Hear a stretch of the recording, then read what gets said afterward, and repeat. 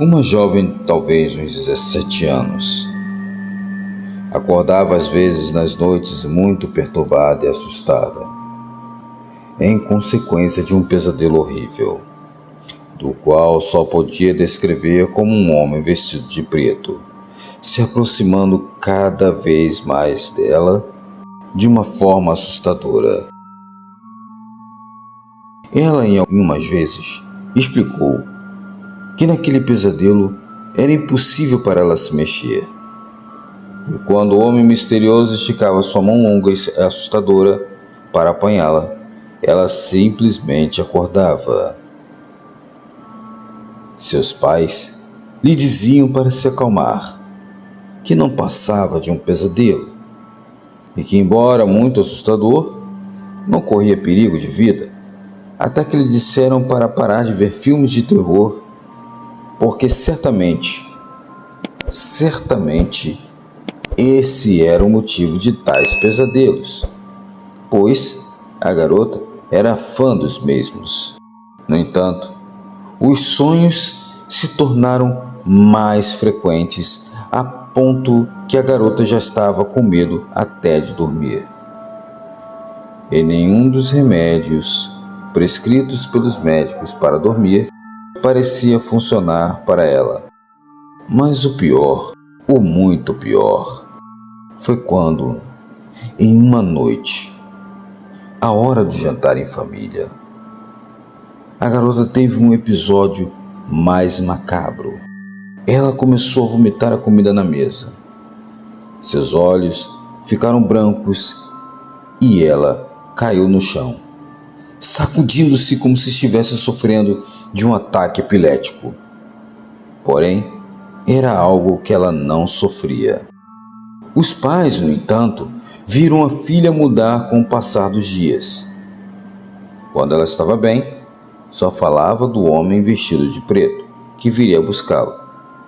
Caso contrário, passava pelo chão gritando e falando em língua pouco compreensível. Seus pais, que eram muito religiosos, eles pensaram se tratar de um espírito possuidor, representado na figura do homem vestido de preto. A situação ficou tão terrível que os pais amarraram a garota na cama para evitar que ela se machucasse, já que por si só mostrava golpes e arranhões no corpo, causado por ela mesma, cada vez que entrava em transe. Eles acharam que a melhor solução era entrar em contato com um padre especialista em casos de exorcismos, que estivesse disposto a ver a sua filha, e foi isso que aconteceu. Eles localizaram o padre Roberto, que aceitou ver a garota. No dia seguinte, quando o pai estava programado para chegar, o padre estava chegando junto. A jovem estava particularmente perturbada e continuava falando do homem vestido de preto, que a levaria para o inferno. E embora estivesse amarrada à cama, fazia tudo para se libertar, garantindo que não poderia escapar assim. Os pais, em seu medo, a deixaram trancada enquanto o padre chegava. E depois que o padre chegou, depois de um tempo, ouvindo seus gritos e insultos, alguns golpes na porta anunciavam a chegada do padre Roberto. Ao abrir a porta e encontrar o padre, ele acenou de forma educada e, sem demora, perguntou onde estava a garota, para examiná-la. Os pais indicaram a morada do quarto da jovem. O pai foi lá, entrou e fechou a porta atrás do padre. Até a sala chegavam os gritos da jovem. Ouviam-se golpes, gritos como de animais, e os pais choravam de tristeza e abraçavam-se, esperando que tudo acabasse logo. E felizmente, para eles, esse momento chegou. Um silêncio absoluto vinha do quarto da sua filha, dando-lhes a entender que o exorcismo tinha terminado. Mas o pai não saía. Nada acontecia. Ao ver isso, os pais da garota rapidamente foram para o quarto, ver como estava tudo, como estava sua filha. Ao abrir a porta e entrar, sentiram um ar frio, tão frio que podiam ver a sua respiração enquanto respiravam. Todo o quarto estava frio, mas misteriosamente não havia vestígios nem da filha e nem do padre Roberto. Todo lugar estava uma bagunça. Começaram a gritar seus nomes, mas eles não estavam. E só quando a mãe abriu a janela e viu as marcas e unhas, como se alguém tivesse lutado para não ser tirado do quarto, foi que se aterrorizaram ao pensar que talvez fossem as marcas das unhas da sua filha. E não só isso. Outra suspeita horrível invadiu o corpo deles quando se lembraram como a sua filha tinha medo do homem vestido de preto. Um homem como o padre Roberto, que tinha chegado a casa vestido com uma batina totalmente preta.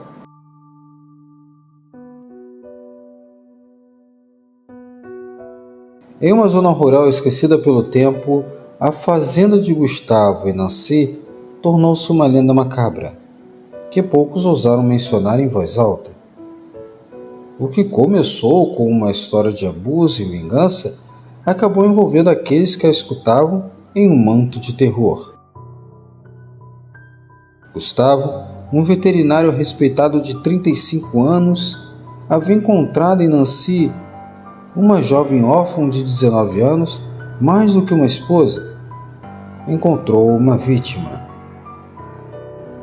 Naquela quinta isolada, rodeada de silêncio opressivo, Nancy viveu um inferno por 3 longos anos. Golpes, humilhações e traições se acumularam como as sombras que espreitavam cada canto da propriedade. E, apesar das visitas ocasionais da amável família de Gustavo, ninguém conseguiu salvar Nancy do horror cotidiano que ela suportava. Até que um dia, o seu espírito partido encontrou em desespero uma faísca de determinação. Porém, em uma noite, Gustavo voltou para casa bêbado, como de costume, exigindo que Nancy lhe servisse mais álcool. Ela obedeceu, mas desta vez misturou em sua bebida um poderoso tranquilizante destinado a cavalos. Gustavo, ao beber o tranquilizante, junto com a bebida, caiu no chão como um saco de carne. E Nancy, com uma mistura de medo e ódio, arrastou-o para a corrala vazia dos porcos. Lá, o amarrou e cavou uma vala, confiando que o sedativo faria o resto. Mas em sua vingança, deixou um último ato. Não cobriu completamente seu rosto, querendo ver a morte refletida em seus olhos ao amanhecer. Porém, quando o sol iluminou a fazenda, Nancy foi acordada pelos gritos de Gustavo. O que ela acreditava ser um espírito vingador era, na verdade, o seu marido vivo, furioso e cheio de ódio. Suas ameaças ecoavam entre as paredes da casa. Ela, aterrorizada, Nancy pegou numa pá e bateu-lhe até deixá-lo inconsciente. E depois de tapar o rosto com um saco, não se atreveu a terminar o trabalho. Nos 4 dias seguintes, os gritos e súplicas de Gustavo a atormentaram. Nem as paredes grossas da casa conseguiram conter o eco da sua agonia. Desesperada por insônia e arrependimentos, Nancy então decidiu tomar o mesmo remédio que tinha usado contra Gustavo, procurando fugir dos gritos. Misturou uma quantidade semelhante à que deu ao Gustavo em um copo de água, mas mal conseguiu sentar-se em uma cadeira quando o sonho a reclamou. Uma semana depois, os pais e o irmão de Gustavo chegaram à fazenda, pois eles estavam sentindo falta de notícias do Gustavo e da Nancy. Ao adentrarem na casa, um fedor insuportável recebeu-os. Encontraram a Nancy sentada em uma cadeira, seu corpo já em avançado estado de decomposição, pois a dose que ela tomou foi letal para ela. Ela nunca acordou. Lá fora, na currala, descobriram os restos mortais de Gustavo, parcialmente devorados pelos porcos que pareciam os únicos sobreviventes da fazenda. Depois de enterrar os dois, a família tentou cuidar da fazenda, mas infelizmente logo começaram a experimentar fenômenos assustadores. Nas madrugadas, os gritos de Gustavo ecoavam entre as curralas, misturados com o soluço de Nancy. Dentro da casa, as cadeiras se mexiam sozinhas e as portas rangiam como se alguém as empurrasse do outro lado. Sem poder suportar a constante perseguição do sobrenatural, decidiram então vender a propriedade, mas ninguém quis comprá-la. A fazenda então foi abandonada, coberta por ervas daninhas e transformada em um lugar que os locais evitavam. E com o tempo foi colocado um aviso: não se aproxime da fazenda dos arrependimentos. Se você se atrever, dizem que ouvirá os gritos de Gustavo pedindo ajuda e as súplicas de Nancy, presos em um tormento eterno.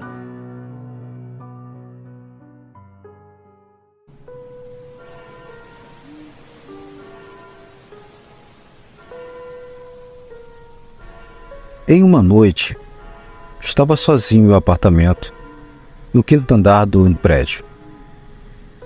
Minha namorada, Vanessa, chegava às 11 horas da noite do trabalho. Eu estava de folga, mas a diarista Neide foi embora às 8 horas da noite. Às 9 horas da noite, liguei a TV para ver novela, mas aí adormeci. Quando acordo às 23 horas, acordo com a minha namorada chegando do trabalho, mas sem falar nada, se trocou, trocou de roupa, mas sem tomar banho, o que era incomum. Se deitou ao meu lado sem falar nada e muito quieta nesse momento. Eu comecei a sentir algo estranho, mas acabei dormindo. Quando deu meia-noite, o telefone tocou. Era o meu cunhado falando que a minha namorada Vanessa tinha sofrido um acidente e faleceu. Aí, nesse momento eu descobri que o lado de Vanessa estava vazio, intocável. E me dei conta de que aquela pessoa ao meu lado não era minha namorada. Eu fiquei paralisado pelo choque e pelo terror do que poderia estar acontecendo. Pedi desesperadamente para o meu cunhado repetir sua afirmação, na esperança de que fosse apenas uma brincadeira de mau gosto. Mas ele repetiu a notícia com a voz trêmula e cheia de pesar. Vanessa realmente havia sofrido um acidente e falecido no local. A realidade caiu sobre mim como uma tonelada de tijolos. Mas quem era a pessoa deitada do meu lado? O que estava acontecendo? Com o coração acelerado, virei-me para olhar a figura que estava ali, imóvel e silenciosa. Para minha surpresa e horror, não havia ninguém. O lado da cama onde minha namorada supostamente estava, deitada, estava intocável, como se nunca tivesse sido ocupado. Uma onda de arrepios percorreu todo o meu corpo, e um sentimento de pânico consumiu minha mente.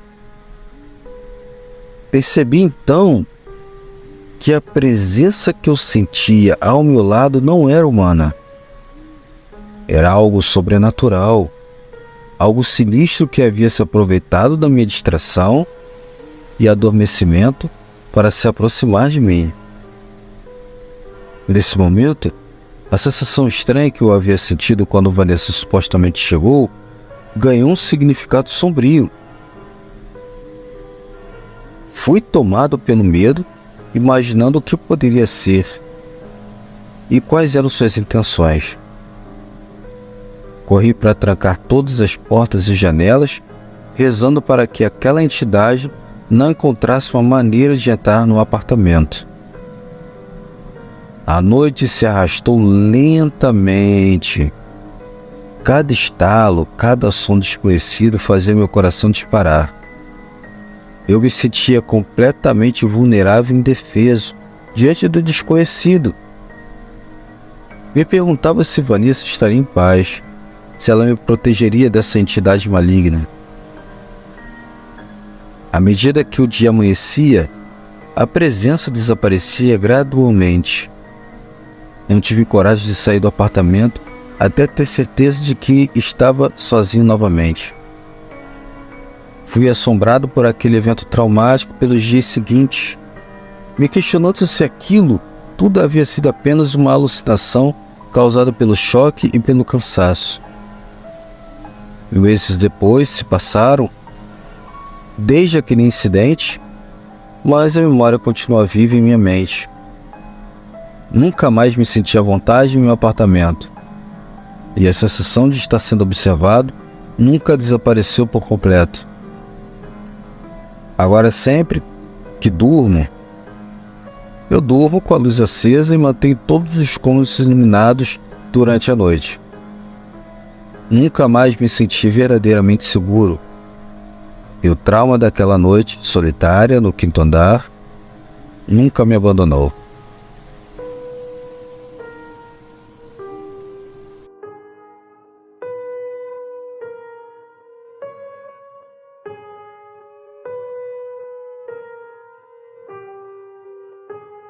Muito obrigada pela sua presença. Se gostou do vídeo, deixe seu like. Se for novo por aqui, inscreva-se no nosso canal e assine o sino das notificações. Comente qual a sua cidade. Também aceitamos sugestões de vídeos. Se gosta do nosso trabalho e quiser nos ajudar, se torne membro ou dê um valeu. Também compartilhando os vídeos com seus amigos nos ajuda a alcançar mais pessoas. Desde já agradeço e até o próximo vídeo. Tchau, curiosos!